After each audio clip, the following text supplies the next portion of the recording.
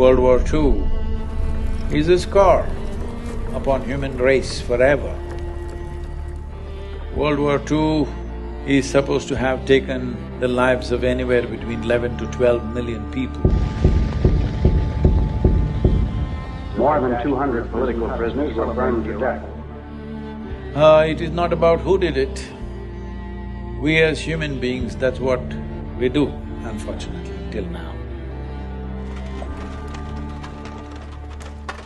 But what we are looking at is not going to come in the form of bombs. There's no bang-bang happening here, this happens quietly. Every responsible scientist in the world is saying by 2045, we'll be producing 40% less food on the planet and our population will be 9.2 billion people. If it goes this way, World War II will look like a small blimp, because if 40% less food means it's estimated in 6 months about 1.5 to 1.7 billion people can die.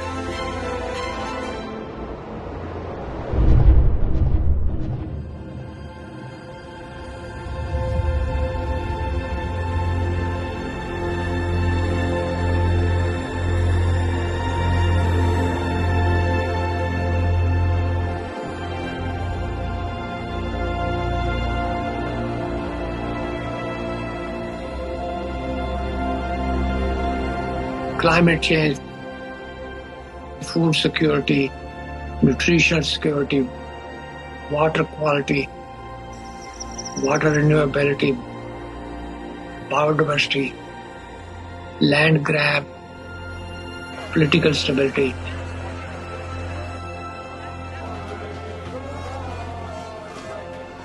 Human health, well-being, peace, prosperity. Soil is the basic of all that.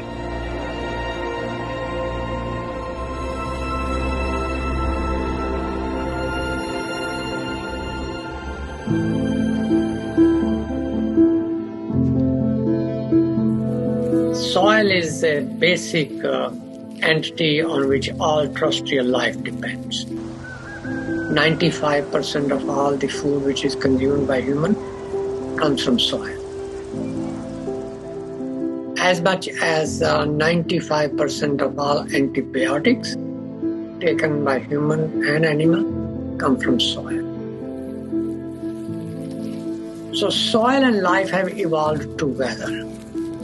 There is no soil without life, and there is no life without soil.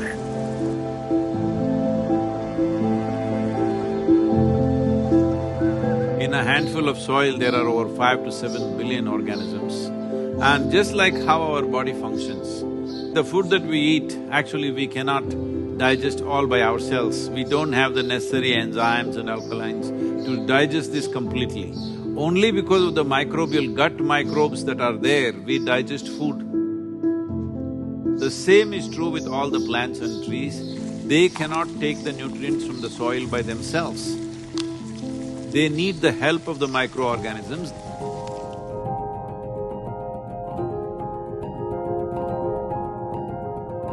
Good guy bacteria, good guy fungi, protozoa, nematodes, microarthropods, earthworms, incatriotes, all of those organisms are required to have a good, healthy soil so your plant gets the balance of everything that it needs every second of every day.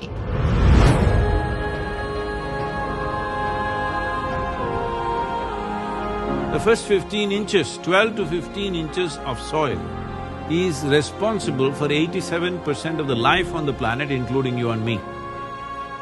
And that today we are using machines where they're plowing almost like 12 to 14 inches deep and leaving it open to the sun. This is like we peel off our skin and stand in the sun, you know? You will be screaming. That's exactly what the land is doing. Land is screaming, but nobody's hearing. Just plowed and left open, killing all the microbial activity.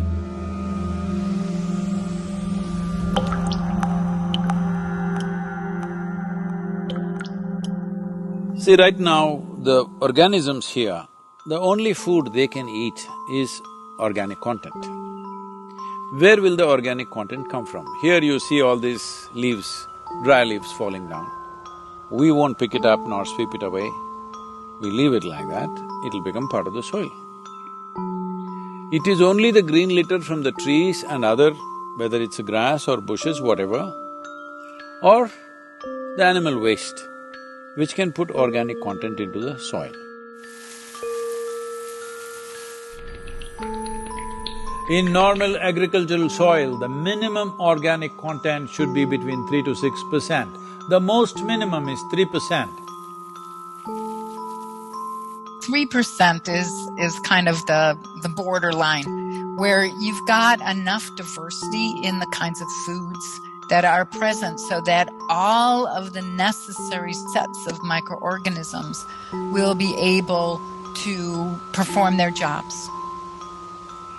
In most of the Western world, we have so destroyed sets of species of different functional groups that we're on the edge of not being able to come back from that.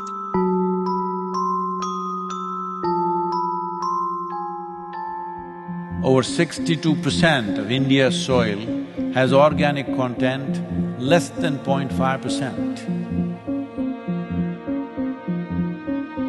Entire southern Europe, the soil organic content is just around 1% or below.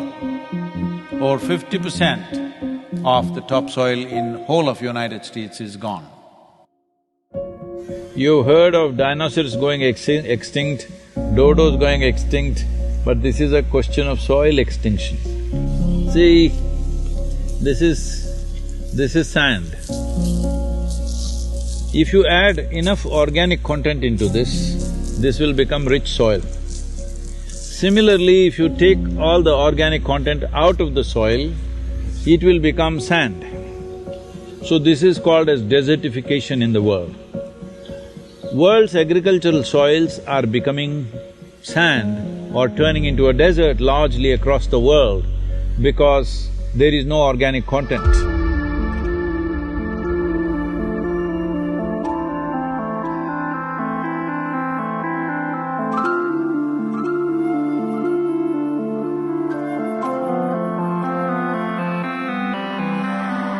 Right now, the soil that we are using is not our generation's soil. We are using up the soil of the unborn child. We have no business to do that, because soil is not our property, it's a legacy that's come to us, and it's a legacy that we should leave behind, living soil. Because once there is no richness in soil, there is no way there is richness in life.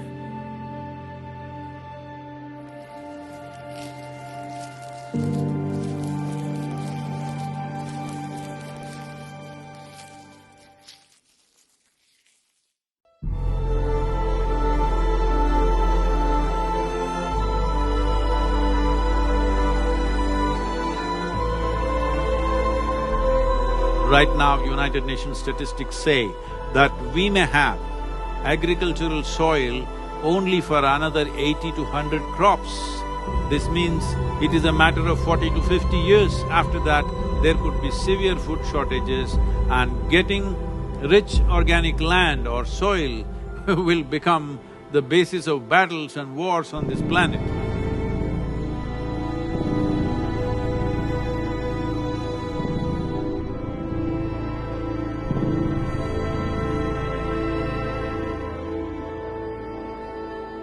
People talk about the weapon of mass destruction, nuclear bombs and missiles and other things. Yes, what happened in Hiroshima and Nagasaki is unforgivable, yes. We forget one of the biggest weapons of mass destruction is hunger. Malnutrition, poverty, unavailability of healthy environment. Even now, hunger-related deaths in the world are 16 to 17 every minute. That, my friend, is the weapon of mass destruction. Now, we had in December 2019, we had 690 million people globally which were hungry. Out of that, 40 million were in the United States. So, it's not just Timbuktu or some part in India or elsewhere. even in the US. I was talking to the WFP director who is from United States. He said that by 2035, there could be severe famines in Chicago and Illinois region because the soil conditions have depleted so badly, it can easily happen. Civil wars are expected. By 2035, 2040, they're expecting many civil wars within countries because not everybody in a given country will have food. So naturally there will be fights. If 40% less food in India means 40% of the people don't have food, you think they'll just get hungry and sit in a corner? No, they will do things that you can't imagine. You must understand, whole human civilizations have been built only because of the fire of the belly to fulfill this. The same fire which built human civilizations can burn the damn thing down if it is not quenched. Do not underestimate that.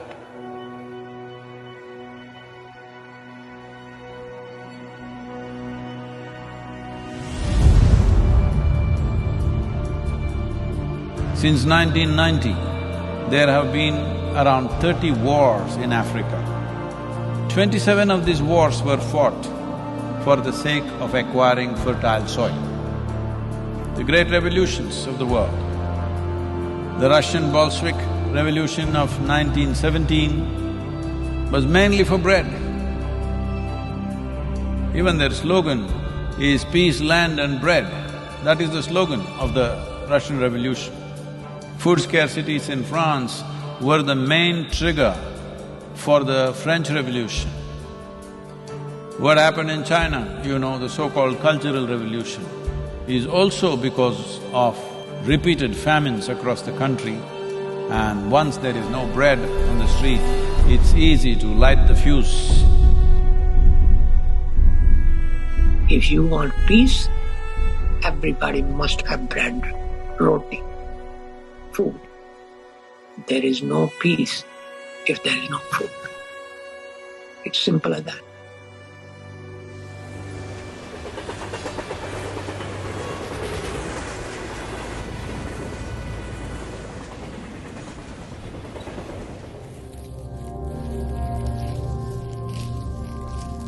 Soil is a most neglected part of the human environment. Degrading soils means losing and wasting potential food today and forever.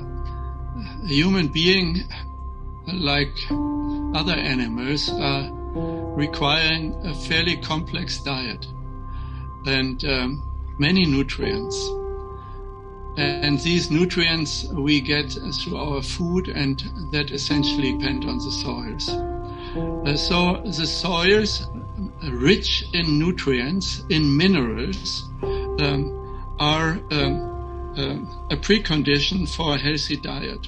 There's a direct link between soil quality in terms of nutrients and diet quality in terms of what we eat. So that is not well understood by many people. You have to put into the soil nutrients, nitrogen, phosphorus, potassium, micronutrient, calcium, magnesium, potassium, organic matter, content which is mineralized intake.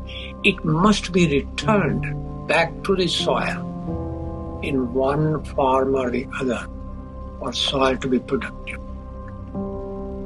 Soil produces straw, grains, roots. I believe that if people take the grains and return the roots and straw back to the soil, so that soil gets its share of production, that's a good thing. If you take away the straw, then soil does not get anything. So progressively soil is being degraded, depleted, devoid of the essential elements. That is when we call degradation of soil health. And when soil is degraded, people living on it are also becoming progressively miserable. The soil depletion in United States has led to 21% drop in vitamin A in all the fruits, vegetables and everything else that you're eating. 30% drop in vitamin C, 37% drop in iron levels, 27% drop in calcium levels. The things that today you all think is very healthy to eat salads and stuff, from the early 20th century, what level of nutrients they had and what they have today is only 10% left, 90% lower than what it was in early 20th century. Center for Disease Control, which is right now playing a significant role in this COVID situation, says all Americans are potassium deficient. 90% of the Americans have vitamin E deficiency, 70% have vitamin K deficiency, 52% don't have enough magnesium, 43% don't have enough vitamin A, 40% don't have enough vitamin C. This is in the most affluent nation. It simply means the food that you're eating doesn't have enough nutrients, even if you eat enough food, because soil has been destroyed like this.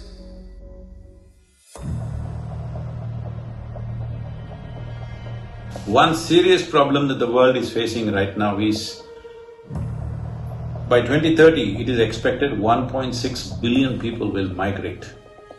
Out of this, 0.9 billion will come from Africa. See, when people migrate in an unplanned way, what they go through is unbelievable. Especially women and children. What they go through in unplanned migration where they're being dragged through all kinds of unfamiliar terrain, what happens to them is unbelievable. Nobody should face this. All young women like between 14 to 18 years of age, they're being seriously exploited. It is expected that in India, about 220 million people will move to urban centers in the next 8 to 10 years' time. Tell me, in your city, do you have place for another 20-30 million people extra? This will happen in a big way across the world.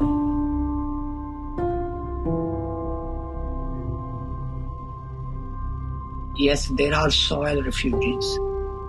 Yes, there are climate refugees. Yes, there are drought refugees. And those refugees go and knock door of other people. The US southern border is a very good example. People jumping into the Mediterranean without realizing whether they'll make it on the other side or not. It's a very good example. There are several millions of refugees in the world because the land which they grew up on cannot afford their services, their basic needs. Eventually the solution lies to make sure that the soil can support them.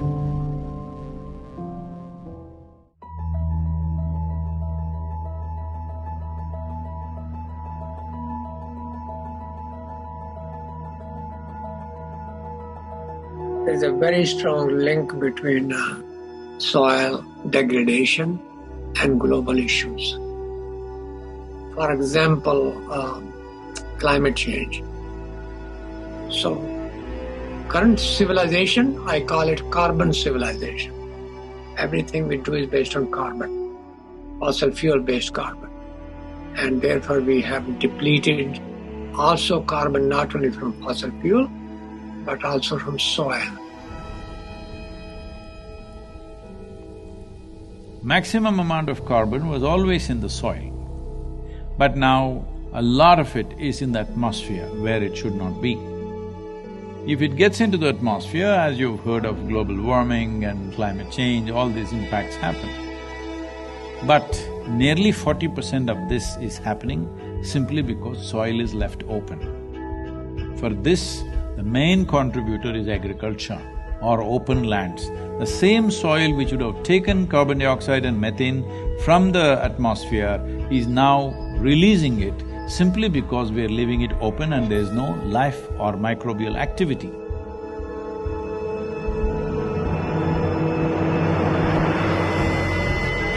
When the global mean temperature goes from 0 to 1, that's a big thing. Go from 1 to 2, it's a massive thing. Go beyond 2, you're in a disaster zone. We are now on our way to a warming of 3 degrees Celsius. And we're doing it in a blink of time. I mean, it's just this extraordinary exponential rise of temperature on Earth. But if we can take carbon dioxide from the atmosphere through plants and put it back to the soil and keep it there, then we deplete the carbon from the atmosphere and make global warming lesser serious problem. The Brazilian part of the Amazon rainforest has, according to the latest science, tipped over from being a carbon sink for thousands of years, one of the most important carbon sinks on planet Earth, to now being a carbon source. So it has already tipped over and is releasing more carbon than it's taking up. So soil has become, you know, if anything, even more important, even existential.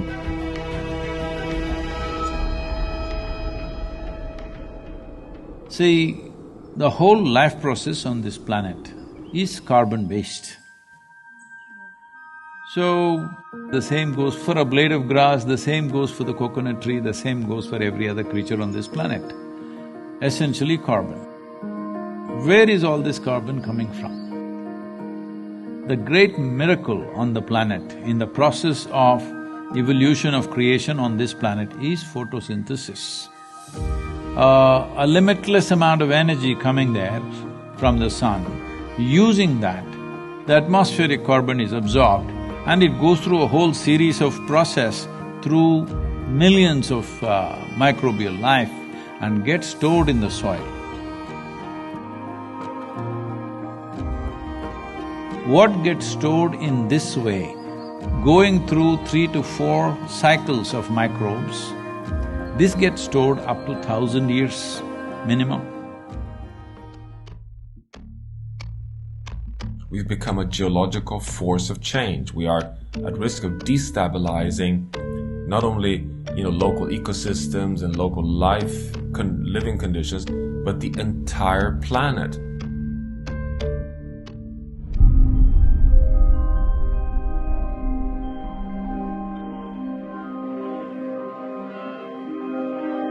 United Nations says we only have 60 years of agricultural soil left.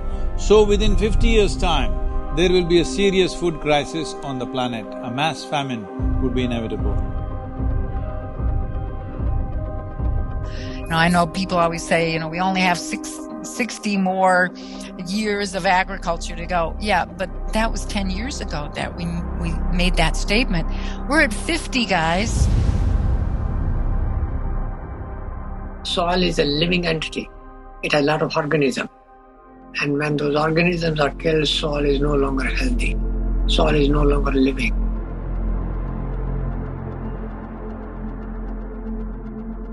Soil cannot create the ecosystem services. When soil dies, everything else dies with it, including us.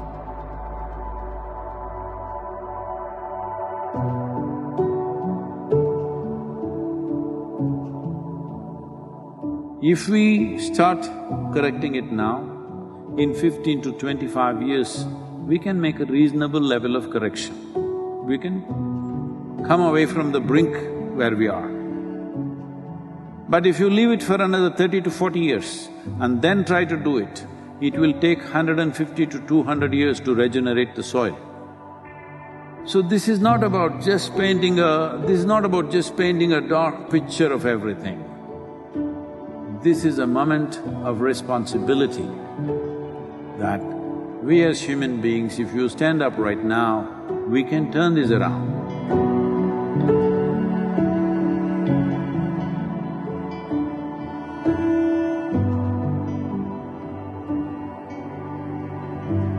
Soils is the very basis for biology and human life, but we also know that we cannot destroy nature to feed humanity, because that will threaten the stability of the planet, which means the life support for humans and all species on Earth. So we now need to be caretakers of soil. The cost of action is much lower than the cost of inaction, dealing with soil and land degradation.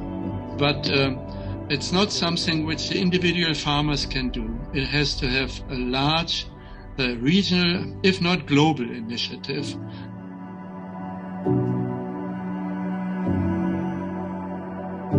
This depletion of soil has happened because we have not put back the organic content back into the soil of what we are taking out. So we are seeing how to get a policy in 192 countries to make this the norm, that if you own agricultural land, minimum 3 to 6% organic content must be there by law. Initially by recommendation, then by incentives, and then by law, by mandatory law, it has to happen. If it's not in the law, then we don't know what they will do tomorrow. That's what we have done, isn't it? From previous generation to this generation, in one generation we've ruined it because there was no law. If there was a law, minimum agriculture content should be… organic content should be there in it, we would have kept it that way. So first and foremost thing is to bring the law. To bring the law, what is needed? This is a democracy. That means people are the power, it's people's power. That's what it means. So there are two very powerful things in your hands right now. One is your vote, another is your microphone. Hello? That means your voice. So this is important. The people of the world have to speak and say, we are ready for long-term solutions, we are ready for long-term commitment, we are ready for a long haul, we are willing to pay the price for the well-being of future generations. This is why the Save Soil movement is not about action, but it's about bringing policy change.